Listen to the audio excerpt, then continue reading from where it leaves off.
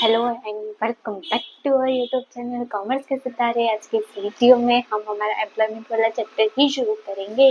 देखो यार, बेरोजगारी इतनी बड़ी है ना कि इतने सारे पार्ट बन गए। अब इसमें मेरी भी गलती नहीं है।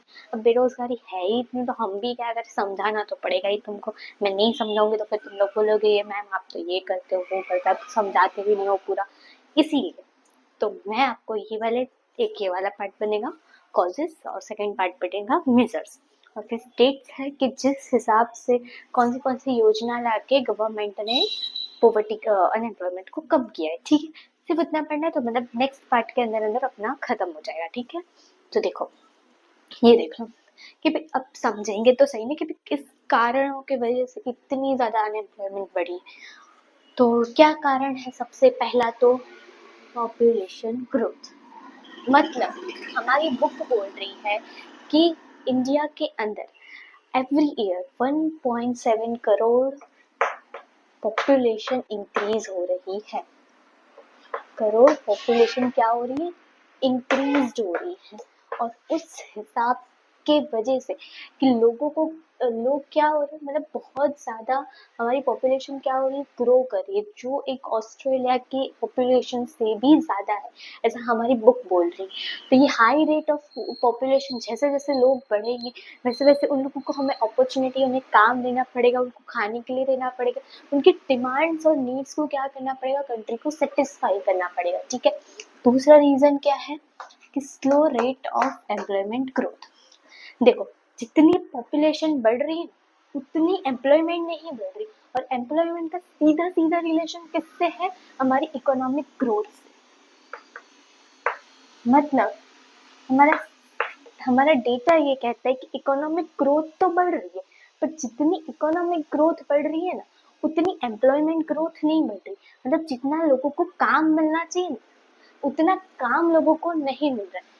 इकोनॉमिक ग्रोथ तो बढ़ रही है, ठीक है, हम नई नई टेक्नोलॉजी ला रहे हैं, जो जो चीज़ों की ज़रूरत है हमारी कंट्री को देने में, जो हमें उन्हें प्रोवाइड करना है वो सारी चीज़ें हम दे रहे हैं, पर हम उसके सामने क्या कर रहे हैं, जो हमारा रेट है ना एम्प्लॉयमेंट देने का, वो क्या, स्लो रेट है। ठीक है, फिर क्या, low rate of savings and investment. मतलब कि जहाँ जहाँ हमें जिस जिस सेक्टर में हमें पैसे डालने हैं ना, कि जहाँ हमें जाके सेव करना है, जैसे इंफ्रास्ट्रक्चर फैसिलिटीज ले लो, उसके अलावा कोई ऐसी चीज़ है जहाँ पे हमें इन्वेस्ट करना चाहिए, जहाँ पे हमें सेविंग्स करनी चाहिए, वहाँ पे कंट्री क्या नहीं कर रही है, सेव नहीं कर पा रही, क्योंकि लोगों को क्या देना है, उससे एम्प्लॉयमेंट देनी है, और एम्प्लॉयमेंट देने के बाद उन्हें पैसे भी तो प्रोवाइड करना है।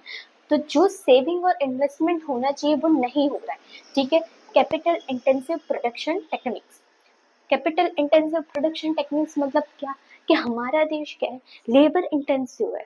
ठीक है, हमारे पास लेबर बहुत है, हमारे पास लोगों की कमी नहीं है, हमारे पास किसकी कमी है, कि लोगों को काम देने की कमी है। ठीक है, तो कैपिटल इंटेंसिव मेथड क्या बोल रही है कि हमारे पास टेक्निक्स है, ठीक है, हमारे पास कैपिटल जितना चाहिए उतना नहीं, पर बस क्या है, लेबर है, और लेबर को उस हिसाब से हमें काम देना है कि वो यहाँ पे फिट हो सके। ठीक है, उन्हें यहाँ पे काम मिले। इतना टैलेंट हमको इंडिया में क्या करना है, डेवलप करना है, और उस हिसाब से हमें, जिस हिसाब से जरूरत है ना, उस हिसाब से हमें काम प्रोवाइड करना है। ठीक है, लैक ऑफ एवोल्यूशन एजुकेशन। मतलब क्या बोल रहा है कि जहाँ पे बच्चों को थियोरेटिकल और प्रैक्टिकल दोनों नॉलेज देने की ज़रूरत है। ठीक है, जहाँ पे हमें उन्हें स्किल्स, उनका डेवलपमेंट, उनको जो जो स्किल्स की ज़रूरत है, जो जो डेवलपमेंट की ज़रूरत है, वो थियोरी के साथ साथ हमें उन्हें प्रैक्टिकली भी देना है।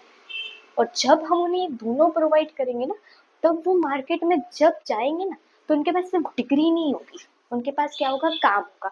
पर यहाँ क्या हो रहा है, यहाँ हम सिर्फ थियोरेटिकल नॉलेज दे रहे हैं, और उनके पास डिग्री तो है, एट द एंड वो डिग्री तो लेके निकल रहे, पर उनके पास क्या नहीं है, काम नहीं है। ठीक है, lack of man power planning. Lack of man power planning का मतलब क्या है कि जिस हिसाब से लोग प्लान कर रहे हैं कि हाँ भाई आज तो हम ये काम कर, मतलब हमें इस हिसाब का काम तो मिल ही जाएगा। ठीक है, पर उस हिसाब का हमें क्या नहीं मिल रहा है, काम नहीं मिल रहा है।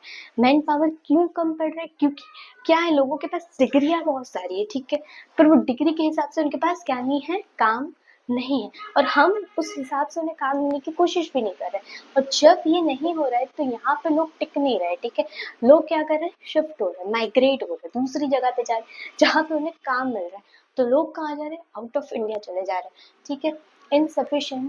इनसफिशिएंसी ऑफ पब्लिक सेक्टर मतलब आफ्टर इंडिपेंडेंस हमने क्या कर दिया कि हमने बहुत ज़्यादा प्रायोरिटी दे दी पब्लिक सेक्टर को। और जब हम बहुत ज़्यादा प्रायोरिटी दे रहे थे पब्लिक सेक्टर को, उस टाइम हमने क्या कर दिया कि प्राइवेट सेक्टर को बिल्कुल नेग्लेक्ट कर दिया कि प्राइवेट सेक्टर है ही नहीं जैसे, ठीक है। और गवर्नमेंट के हाथ में पूरी अथॉरिटी होने के बाद भी वो उस हद तक अनएम्प्लॉयमेंट को कम नहीं कर पाए।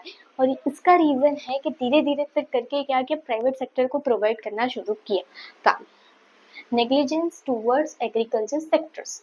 हमारा देश क्या है, कृषि प्रधान देश है, ठीक है।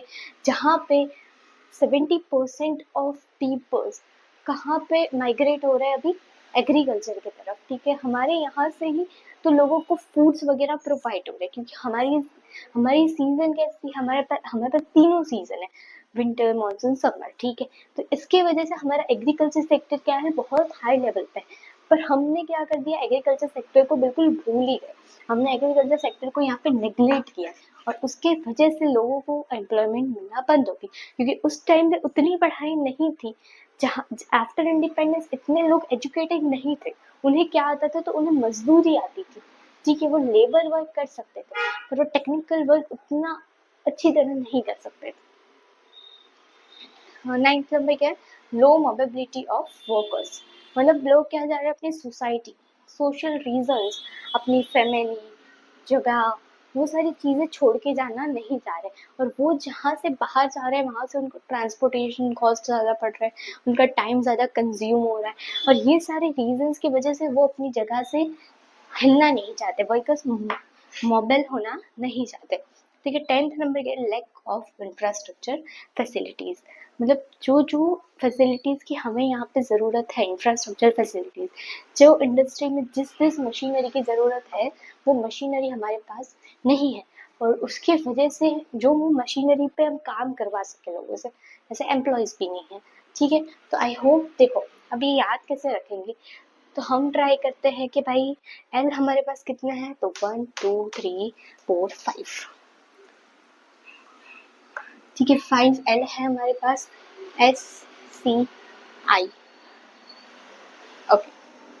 तो वेर आई राइट L5, क्या बच रहा है, SCIN। कैसे याद रखेंगे, L5SCIN, L5SCIN। ये भी ऐसा नहीं है कि नहीं पूछेंगे, हमें क्या पूछेंगे, या तो कॉजेज पूछेंगे या तो मेजर्स पूछेंगे। कॉजेज और मेजर्स में से कोई एक चीज 5 मार्क्स में कंपलसरी आएगी, ठीक है। 5 मार्क्स और 3 मार्क्स में कंपलसरी आ जाएगी, ठीक है। तो हम याद कैसे रखेंगे, L5SCIN, ठीक है। कैसे याद रखेंगे, L5SCIN। एक बार अंदर से रीड कर लेना, बुक के अंदर से कुछ रह जा रहा हो, मेरे से कुछ छूट जा रहा हो तो बता देना, ठीक है। और आप जैसे रीड करोगे ना तो आपको जल्दी वो याद रह जाएगा। हमें रखना नहीं, हमें क्या करना है, सिर्फ एक बार रीड करना है, उस लाइन को समझ लेना है कि लाइन क्या कहना चाह रही, और उस हिसाब से हमें फिर लिखना है, ठीक है। हमारा मेन फोकस कैसे होना चाहिए सप्लीमेंट्री में, कि जो हेड पॉइंट हम लिख रहे हैं वो क्लियरली सामने जो चेकर है उसे दिखे, ठीक है। ऐसे लिखो, ऐसे अंडरलाइन करके लिखा करो, कैसे अंडरलाइन करो फिर लिखो। फिर नीचे आप स्टार्ट करोगे 4-5 लाइन में, आप उसका एक्सप्लेनेशन लिखोगे, तो सीधा चेकर को क्या हो जाएगा, हाईलाइट हो जाएगा, हाँ भाई इसको 10 के 10 आते हैं, ये फाइन है, ठीक है। तो ऐसे लिखो जैसे वो चेकर के पास टाइम नहीं है, ठीक है। तो उसको कंफ्यूजन नहीं होना चाहिए कि आपको आता है या नहीं आता है, तो क्लियर लिखो, तो उससे क्या मिले, आपको मार्क्स मिले, ठीक है। ये एक भी ऐसी चीज नहीं है जहाँ पे आप अपने मार्क्स को गवा सको, बहुत ही ईजी है, बहुत ही सिंपल है, और एक बार रीड करने से आपको क्लियर भी हो जाएगा। और याद कैसे रखोगे, L5SCIN, causes of unemployment, L5SCIN। I hope कि आपको कॉजेज सारे समझ में आ गए होंगे।